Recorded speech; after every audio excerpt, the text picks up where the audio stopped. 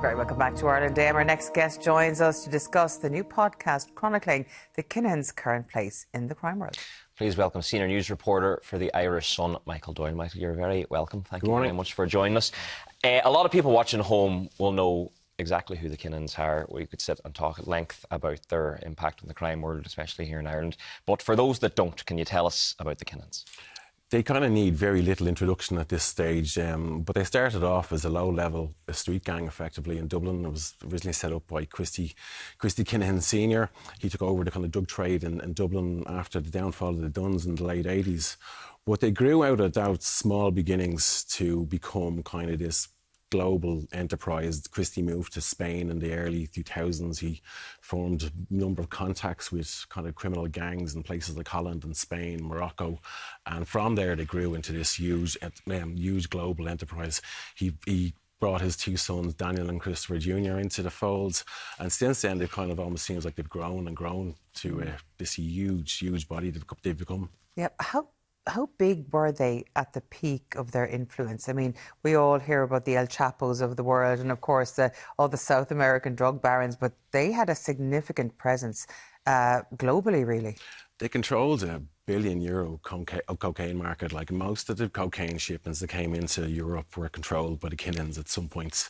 They had contacts with the cartels in South America. They had contacts in the Middle East, Holland, throughout Europe, in fact.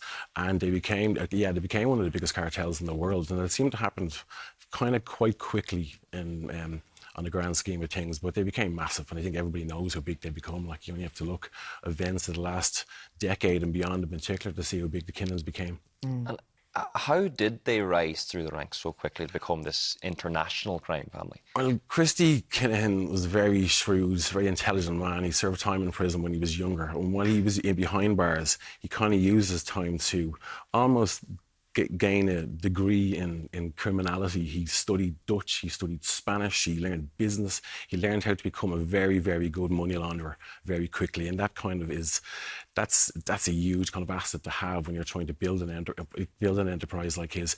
He ended up going to Spain, and that kind of those language skills and those business skills allowed him to develop contacts in numerous countries, to be able to, especially in South America, to be able to kind of get close to those cartels who control a lot of the manufacture and distribution of cocaine throughout the world. And it was because of his intelligence and the work he put into growing his business, because he didn't just want to be a small-time street dealer or looking after a small little market. He wanted to be big. He wanted to be huge, and it happened for him.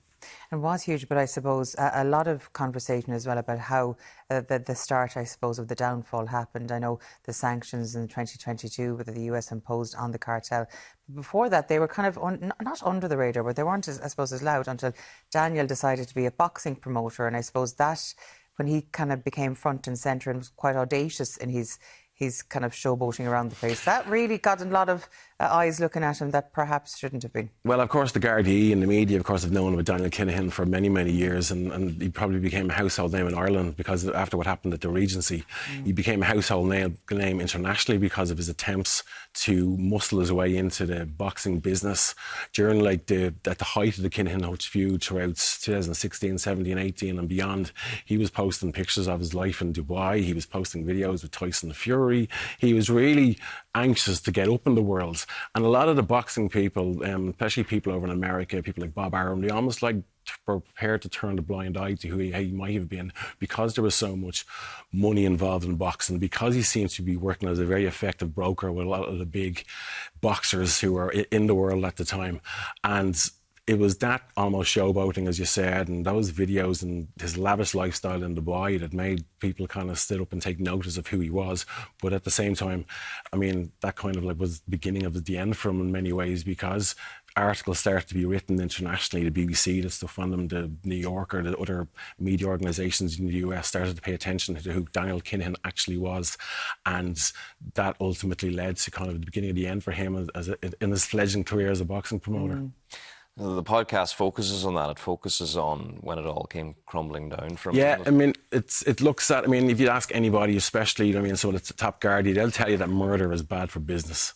And their attempts to wage war on the Hutches throughout 2016, 17 and 18 led to a real kind of concerted effort on the many parts to bring down the gang because of the bloodshed they were doing. But at the same time, Daniel was living a lavish lifestyle throughout Dubai, and that was the beginning of the end for him. Of course, the sanctions came in 2022, probably on the back of like the years of murder which took place in Ireland, and those sanctions have had a detrimental effect on Daniel Kinahan's career. Of course, and if you see the people that surround Daniel Kinahan in his immediate circle, I mean, there's a lot of people have been picked off one by one by the Gardaí. They've been arrested, they've been jailed. Not Daniel just yet, but I'd say where he's sitting now, he mustn't be the happiest bunny, to put it mildly. If you look who Daniel Kinahan has surrounded himself by going back 10 years, his closest friends and allies, particularly in Ireland, the likes of, I guess, Thomas Bomber Kavanagh is now serving a youth sentence in the UK. Sean McGovern was extradited last year from the UAE. He would have been considered a very kind of close confidant of Daniel Kinahan at one point. All these people, there's been so many, especially the Irish end of his business, have been completely dismantled. They've been taken down, and Daniel Kinahan is almost left as probably the only one standing, but he also formed a lot of ties with international gangs from different jurisdictions. He tried to set up this super cartel to kind of share the risk and share the profits. All of those criminals have also been taken. They're serving lengthy sentences in their own countries. And Daniel Kinahan and his father and his brother are still the only ones that are left standing. So he's tried to kind of cultivate ties with new criminal gangs in the likes of Hezbollah, criminal organizations in Iran and Mexico. And he's left in a world where he's not even sure who he can trust anymore. Yeah, a place of great paranoia, I would imagine, because who do you with so many people? Obviously, some people are talking to police if all these arrests are happening. So, yeah, I'd say it's not... That's it. I mean, he lives in Dubai. It's a very different world for him at the moment. I mean, the world is a much more smaller place for him and the Kinahans at this point because of what's happened over the last number of years, because of the people who have been arrested, who've been brought down. I mean, there's an Italian criminal he was very close to, attended his wedding, Raffaele Imperiali. He's serving a lengthy sentence in Italy, but he has chosen to turn on his previous gang members in Italy and turn state's evidence. The fact that he can do that against his own gangs in Italy must leave Daniel Kinahan very nervous that at any point he could do the same to him. No Omerta there anyway, that's for sure. Not. Yeah. Listen, thank you so much for joining us on the show this morning, Michael. Of course, the podcast available now.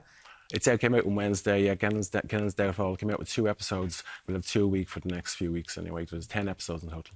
Fascinating listening, I'm sure. Thank you so much for joining us. Now, still to come, we'll be discussing the Baby Talk initiative for NICU babies. And a little later, we'll catch up with broadcaster Joe Duffy. Don't go anywhere.